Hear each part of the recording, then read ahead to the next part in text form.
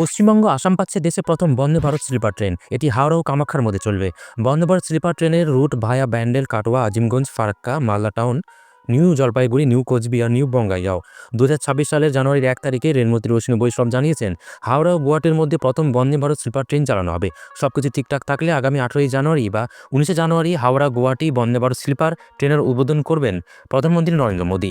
তবে এখনও দিনক্ষণ চূড়ান্ত হয়নি। ট্রেনটিতে 16টি কোচ থাকবে, যার মধ্যে 11টি 3 টায়ার কোচ এবং 4টি 2 টায়ার এসি কোচ এবং একটি প্রথম শ্রেণীর এসি কোচ থাকবে, যার মোট ধারণ ক্ষমতা প্রায় 830 জন যাত্রী। একটি সম্ভাব্য সময়সূচি পাওয়া গেছে, যেখানে বলা হয়েছে কামাখ্যা থেকে ট্রেনটি ছাড়বে সন্ধ্যা 7টায়, মালদা টাউনে এসে পৌঁছাবে তারপরের দিন ভোর 4:50 এবং হাওড়া পৌঁছাবে সকাল 9:30।